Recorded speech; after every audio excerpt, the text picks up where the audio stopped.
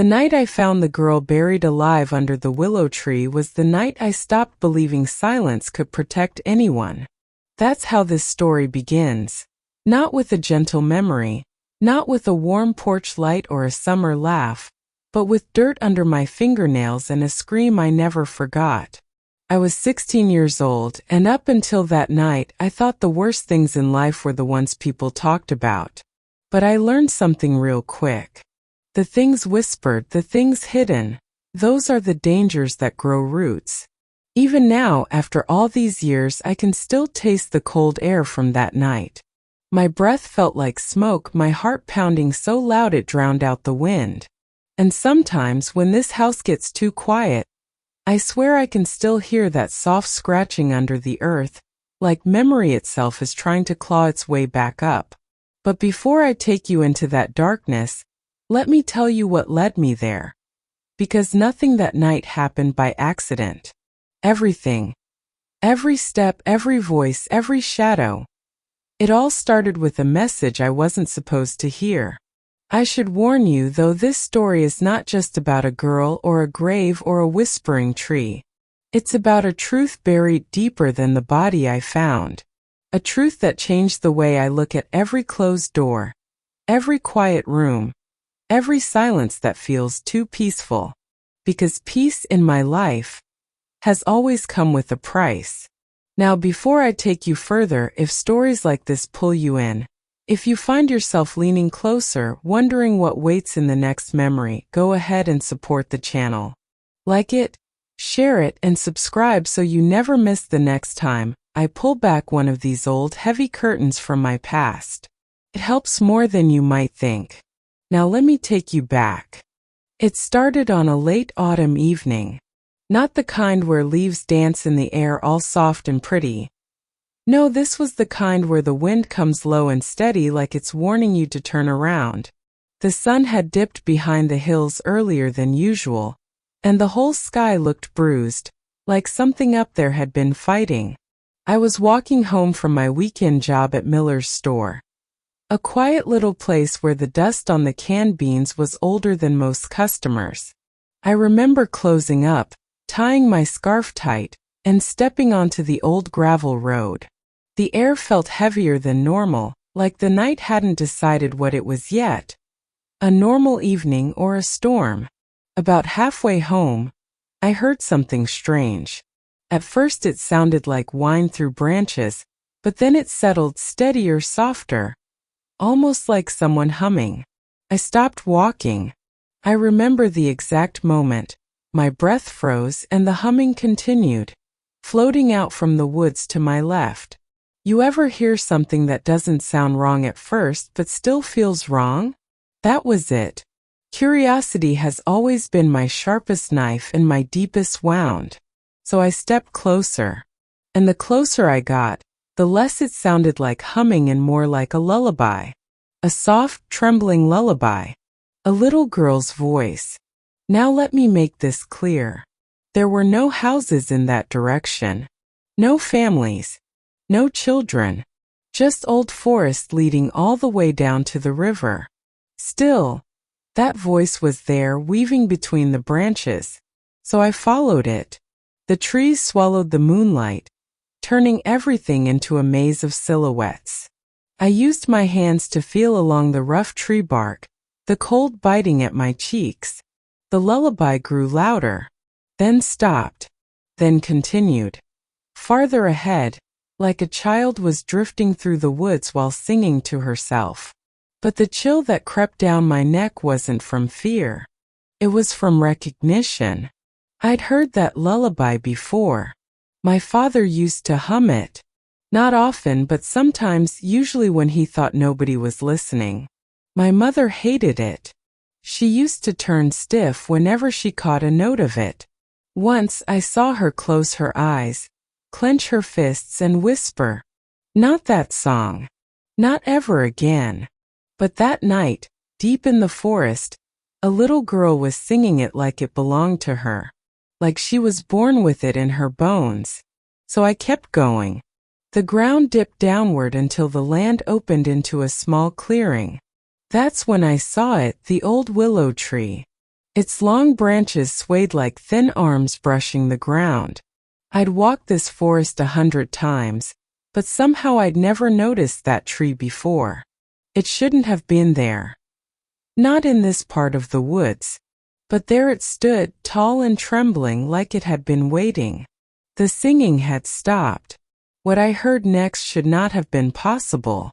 A slow dragging sound, dirt shifting, and then a faint scratching. I didn't think. My body moved before my mind dared to. I ran to the base of the willow tree, dropped to my knees and pressed my ear against the ground. There under the soil, soft but steady scratching. It was coming from beneath me. "Hello," I whispered, though my voice cracked like old wood. The scratching stopped. Then 3 small knocks tapped back against the earth. That's when I started digging with my bare hands. I tore through the soil like a wild animal, pulling, clawing, throwing handfuls behind me. My fingers burned. My nails bent. The wind whipped through the branches like they were pleading with me to stop.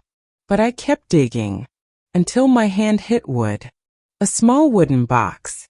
Child-sized. Unmarked. Cold. I froze for half a breath. Then I pried it open. Inside was a little girl. Pale. Breath shallow. Eyes closed. And for a second I thought she was gone. Then her eyes snapped open wide and desperate, and she inhaled with a gasp so sharp it cut the night in half. She grabbed my wrist like she thought I was disappearing. Her lips trembled. Her voice was barely a whisper. "Don't let him find me." This is where the story truly begins. Because that girl, her face covered in dirt, her hair tangled with leaves, was not supposed to exist. And the person she begged me to hide her from was someone I thought I knew. Before I go deeper, let me say this. If stories like this stir something in you, if you find yourself needing to know what happens next, leave a comment telling me what kind of story you'd like to hear sometime. I read them, and sometimes the ones you ask for, well, they remind me of things I've tried to forget. Now back to that night. I lifted the girl out of the box. She weighed almost nothing, and wrapped my coat around her. She was freezing, shaking hard enough that her teeth clicked. When I asked her name, she didn't answer. Instead, she pressed her ear against my chest like she was listening for something other than my heartbeat. I didn't know what to do except carry her home. But as soon as I stepped into the woods again, I heard footsteps. Not behind me, not ahead of me, but everywhere, circling, pacing, matching my speed. The girl gripped my collar. "Please," she whispered. "Don't stop walking." Branches cracked. Leaves shifted. The air thickened like it was holding its breath. And then a voice, low male, echoed through the trees. "Bring her back." I didn't run. I didn't look back. I just held that girl tighter and kept walking. When I finally reached the edge of the woods, the footsteps stopped. The voice disappeared. The air warmed.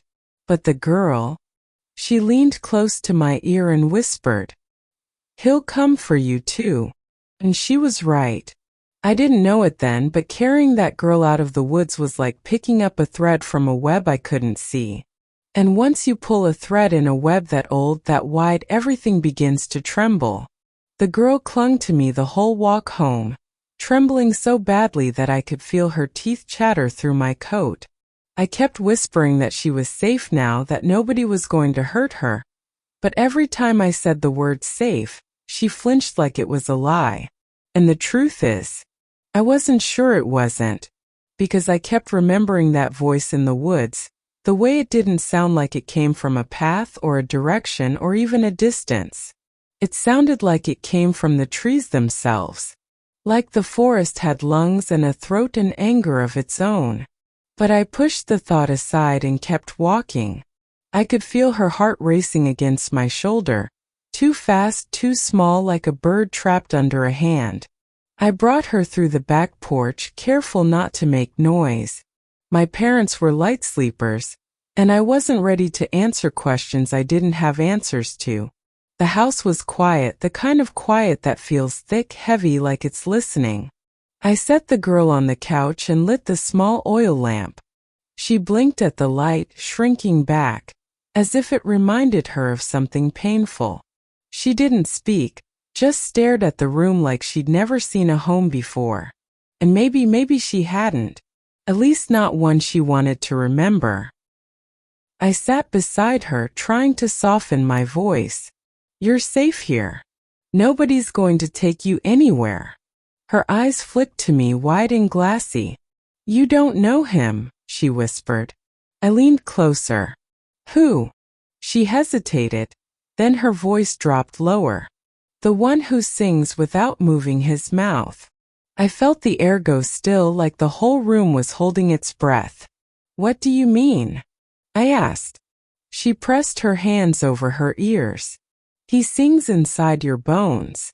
Those words, they buried themselves in me. Back then I didn't understand. Not fully, but I would. Before I could ask more, she straightened suddenly like she heard something I didn't. Her pupils widened. Her breath hitched. He's close. I froze. The room was quiet. Not even the old refrigerator hummed. But she bolted off the couch and ran to the window. I rushed after her, and when I reached her side, I felt my own breath catch. Out by the tree line, something was moving. Not walking, not running, just shifting, like a dark shape sliding between the spaces of the world. Like it wasn't stepping through the grass, but through the shadows cast between the blades. It was tall, too tall. The girl whispered, "He found me." I grabbed her shoulders gently. No, he didn't. That's just a shadow or a deer or... But she shook her head violently. He doesn't walk like people. He doesn't walk on time. I didn't know what that meant. Not back then. But the way she said it tightened something cold inside my chest. Then, without warning, a sound drifted across the yard. Not loud. Not sharp. More like a hum. A tune. A lullaby. The same lullaby she'd been singing in the woods. The same lullaby my father used to hum when he thought no one was listening. The girl pressed her forehead against the window pane. He's calling me. I stepped in front of her quickly. No, don't listen to that. Don't look. But she wasn't listening to me anymore. Her eyes rolled upward slightly, like something deep inside her was being pulled. I wrapped my arms around her and pulled her back from the window. Her small body shook like she was freezing, even though the house was warm. Listen to me, I said firmly. You're staying right here. Nobody's taking you anywhere. And for the first time since I'd found her, she looked at me with something like hope. You won't leave, she whispered. Never, I said. Now I want to pause here for a moment, just to say something to you listening right now. If you've been following my stories, if you're sitting there wanting to hear more of these memories, the ones I've held close for decades, then let me know. Tell me what kind of story you'd like me to bring out next time. Sometimes your suggestions remind me of moments I didn't realize I was ready to share. Now back to that night. I knew she needed warmth more than answers, so I fetched blankets, wrapped her gently, and lit the fireplace. She watched the flames with a strange fascination, like fire meant something different to her than it did to the rest of us. Eventually, exhaustion pulled her down, and she fell asleep on the couch, small and quiet. But her sleep wasn't peaceful. Every few minutes she twitched or whimpered, whispering no under her breath. I sat beside her, keeping watch. Around midnight, something happened that made my heart drop. The fireplace fire flickered, not because the logs shifted or the draft changed, but because something passed between the flames and the air. Something cold. Then the room temperature dropped sharply. My breath fogged. The shadows on the walls adjusted themselves, like they were responding to a new presence. I turned slowly toward the window, and there he was, a tall, dark silhouette standing just beyond the glass. The Echo Man. Her voice was so calm, it almost sounded like she was talking about a neighbor or a teacher, someone familiar. But the name slid cold down my spine. What does he want? I asked. She swallowed. To finish what he started with me. Those words broke something inside me, not because I fully understood them, but because I could hear how certain she was. A child shouldn't know fear that old. I took her outside later that morning, thinking fresh air might help her. The sun was bright, making everything look normal, almost cheerful. But the air still felt tight, like something had been disturbed. She walked stiffly, barefoot in the grass, her little fingers brushing the leaves as she passed them. When we neared the edge of the woods, she froze and grabbed my arm. "Don't go in," she whispered. I wasn't, I lied. But the truth was I wanted to. I wanted to know what I brought out of those woods. I wanted to understand what I'd invited into my home. Instead, I asked, "How long were you in that box?" She closed her eyes. Long enough to forget what the sky looked like. That answer, it hollowed me out. We walked farther into the yard, away from the shadows. She lifted her face to the sun, and for the first time, I saw a hint of warmth in her expression. A tiny smile tugged at the corner of her mouth, almost like she was remembering a version of herself that existed before the woods. But then she stopped. The wind shifted, and I swear, the trees leaned toward us. Her voice sharpened, small but certain. "He knows you touched me." I tried to laugh it off, but it caught in my throat. "What does that mean?" I asked. She turned her head slowly, looking at me with eyes too old for her face. "He marks anyone who helps me."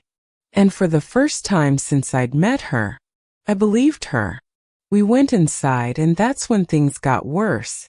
At first it was small lights flickering, floorboards creaking in rooms we weren't in. But by midday, the house began to feel unfamiliar. The air thickened. Shadows stretched too far across the walls, longer than the objects that cast them. At one point, I walked past the hallway mirror and nearly screamed, because my reflection was a fraction of a second behind me. Not late enough to be imagined. Not early enough to be blamed on a trick of the light. Just a hair delayed, like it was waiting for permission to follow. I turned my head at my reflection turned afterward. I lifted my hand. It lifted late. And then it smiled. I didn't. I backed away so fast I nearly tripped. The little girl watched me from across the room. "He's close," she whispered. My heart hammered. "What is he?" I asked. She walked toward me slowly, like she was approaching a wounded animal. "He's the one who follows sounds. He copies what he hears. He copies what he sees. He copies what you fear." My breath caught. "He can become you if you're not careful." I pressed my back to the wall. "What does he want?" Her eyes softened with a quiet terror. "He wants to finish the song. The same lullaby. The same eerie melody. The one my father used to hum." I sat on the floor, knees pulled to my chest. She sat beside me, leaning gently against my arm. "Why that song?" I asked softly. She looked up at me. "Because it wasn't written for humans." Her voice trembled as she added, "And because he taught it to your father." I felt the blood drain from my face. My father? No. No, he never. "Look in the mirror again," she said. I refused. I said, "Look." Her voice wasn't loud, but something in it commanded me. I forced myself to stare into the hallway mirror once more. This time the figure there wasn't me at all. It had my face, yes. My hair. My posture. But the eyes were hollow like two shallow wells of ink. And the mouth, it mouthed a word I didn't say. Closer. I stumbled back, choking on breath. The girl grabbed my wrist. He found you, she whispered. Just like he found me. The room grew colder. The air thickened again. The lights flickered once, twice. And then the lullaby, faint at first, hummed through the floorboards. Not through the walls. Not outside. Through the house itself. Like the beams and nails and boards were singing. The girl pulled me close. He's here. By now, anyone listening. If you're still with me, tell me where you're listening from. This world is wide, but stories like this make it feel small. I always wonder who's out there, who's hearing these words, who's sitting in the quiet with me. Tell me your state, your city. I want to know who's keeping me company. Now back to the moment everything changed. The humming filled the hallway, swelling like breath trapped inside the walls.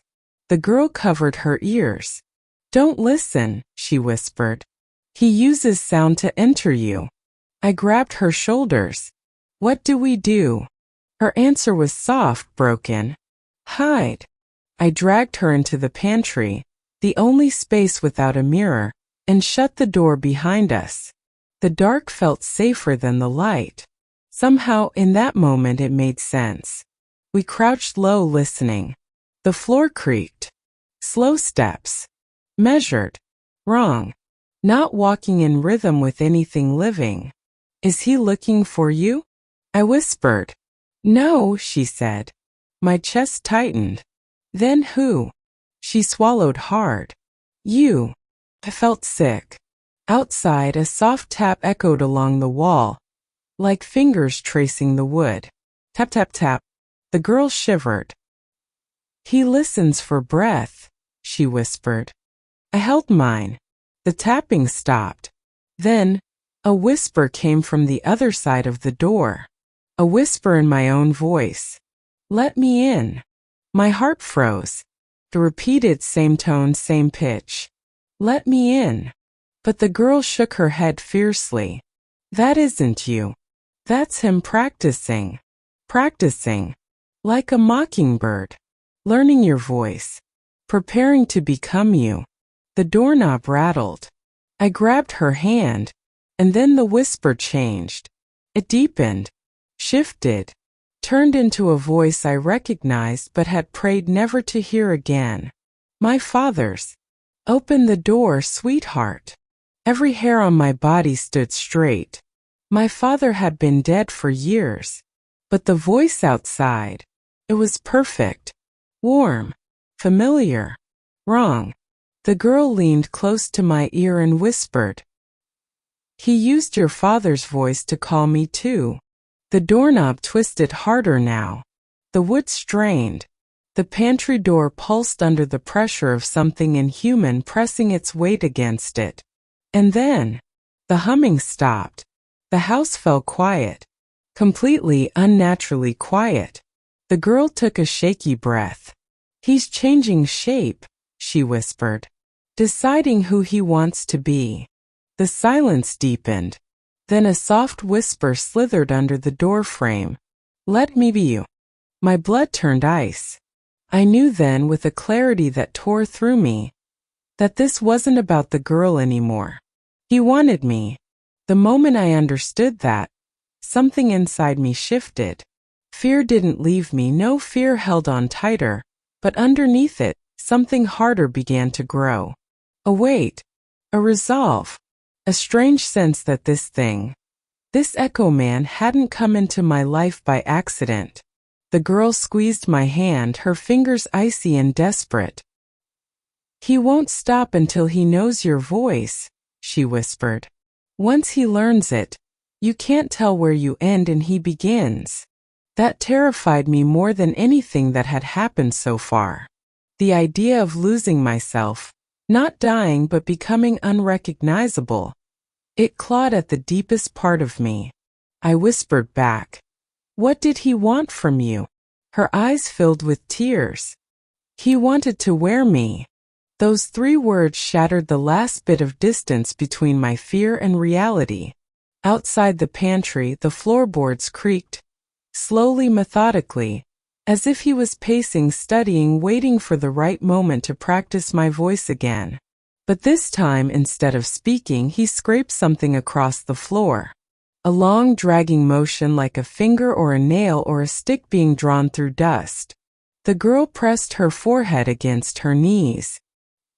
"He's drawing the circle," she whispered. "What circle?" She trembled violently. "It's how he decides who belongs to him and who doesn't." The scraping stopped suddenly. Then a soft, wet sound followed, like fingers pressing into wood, pushing, stretching. The pantry door swelled inward just slightly, like something was pressing a face against it. I clamped a hand over my mouth. The girl held her breath. And then, he began humming the lullaby again. But this time the voice was mine. Every note a perfect echo, a mirrored version of me. My heart hammered against my ribs so loudly I thought it would give me away. The girl stared at me, wide-eyed, silently pleading. "Don't answer." But I didn't need the warning. That humming wasn't sound anymore, it was pressure. It pressed against my skull, crawled under my skin, burrowed into the parts of me that remembered that song from childhood. A memory rose, uninvited, of my father sitting on the edge of my bed, humming that lullaby with a soft expression.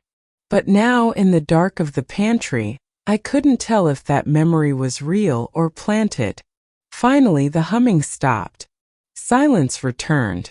Silence, the kind that feels like the world is waiting for you to breathe the wrong way. Then the doorknob turned one final time, slowly, deliberately, like a hand on the other side was savoring the moment. And then, it let go. The presence on the other side faded. Not walked away, not stepped, but withdrew like water slowly draining back into soil. The girl's shoulders dropped, not in relief but in exhaustion. She slumped against the shelves, breathing fast and shallow. "We have to leave," she whispered, "before he tries again." "Where do we go?" I asked. She shook her head violently. "Not the woods. Never the woods. That's where he's strongest." Then she looked up at me, and for the first time I saw something new in her tired eyes. Recognition. Not of me, but of this house. "You lived here before," she whispered. I frowned. "No, I didn't." She touched the wooden wall with her fingertips. "Yes, you did. But not as you." My stomach dropped. "What does that mean?" "I'm not." Suddenly she grabbed my hand. "Come with me. There's something you need to see." She pulled me out of the pantry and into the hallway. The air was thick, heavy, with the residue of something that had been here, like smoke after a fire. I expected the mirror to show the hollow-eyed version of me again. But it didn't. The reflection was normal. Still frightened, still shaken, but mine. The girl tugged me forward. "Downstairs," she whispered. "The cellar." Every part of me resisted, but she held my hand tight, guiding me down the creaky steps into the small stone cellar. The air was cooler here, and the shadows clung to the corners like leftover whispers. The girl pointed toward the far wall. "Behind the shelves." I hesitated. "What's behind it?" She swallowed. "You're beginning." I moved the shelves expecting dust, pipes, maybe old tools. Instead, the moment the shelf scraped aside, the air changed. A hidden doorway. A narrow passage carved into the stone itself, sloping downward. "I didn't know this was here," I whispered. She nodded softly. "It doesn't open for everyone." I grabbed a lantern and lit it. The flame flickered violently for a second, like it resented being brought there. But it steadied and I stepped inside. The passage was only wide enough for one person. The air smelled old, not rotten, just forgotten. As we descended, I noticed faint scratches along the walls. Some shallow, some deep, some straight, some frantic. About 20 feet down, the passage opened into a small circular room. In the center lay an old wooden chair, and on the chair, a folded blanket, a child-sized blanket. The girl's fingers curled around my sleeve. "This is where he first learned your voice."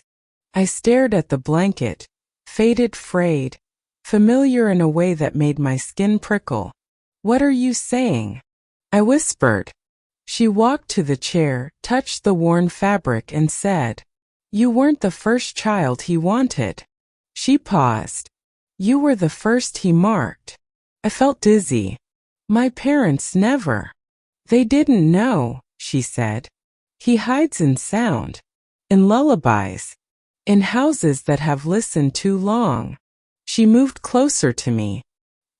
"He followed your father long before you were born." "That song? The one he hummed?" Her voice dropped. "He didn't learn it. He was taught." A tremor ran through the floor. The lantern flickered. Footsteps above us, slow, deliberate. "He's back," she whispered. My breath hitched. How do we stop him?" She shook her head. "You can't stop an echo. You have to drown it." "How?" She stared at the lantern, and then at me, with a voice stronger than his. I didn't understand. She stepped closer and placed her small hand over my heart. "He chose you because you're loud in ways the world can't hear. You remember things without knowing why. That's why he wants to wear you. You're the only one he can't copy cleanly." I opened my mouth to speak, but the footsteps above us stopped, and then they began again, descending the cellar stairs, one slow step at a time. The girl looked at me and whispered, "Do not repeat anything he says." The lantern went out. Darkness swallowed the room. I grabbed the girl's hand, pulling her close. The footsteps reached the bottom of the stairs. Something brushed the doorway. The air thickened. A faint breath, not human, drifted into the room. And then he spoke.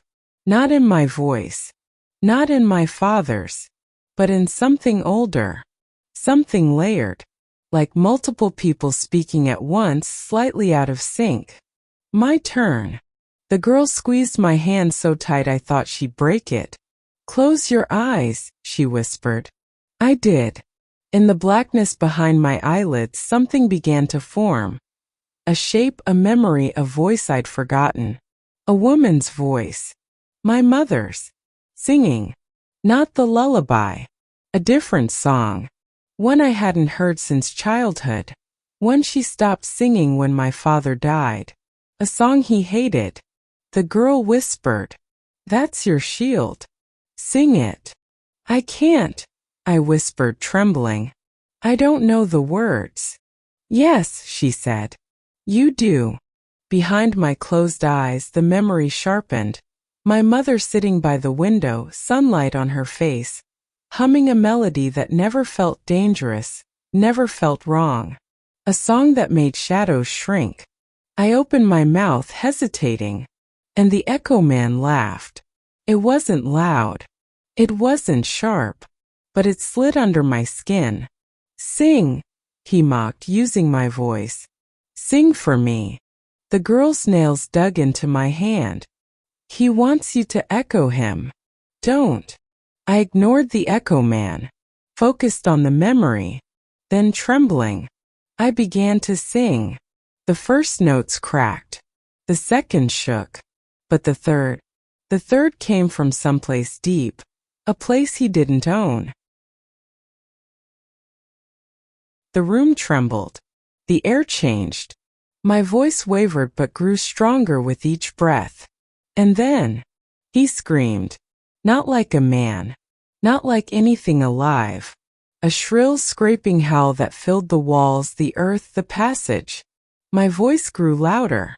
The girl clutched my arm. The ground shook.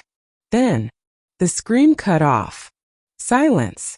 When I opened my eyes, the lantern flared back to life. The passage was empty. The footsteps were gone. And the shadow, gone too. The girl collapsed into my arms, exhausted. "You did it," she whispered. "You drowned him." I held her tight. But then she said something that froze my blood. "For now." Her voice trembled. "He'll return when someone hums him back. He always does." I swallowed hard. "So what happens to you?" She looked up at me, small, tired, hopeful. "That depends on you. And that's why I'm telling you this. Because stories live as long as we speak them. Some protect us. Some warn us. And some tell us what not to sing. If you've listened this far, thank you. You kept me company through a memory I've carried alone for too long. And remember, if you ever hear a voice in the woods humming a song you don't remember learning, walk the other way.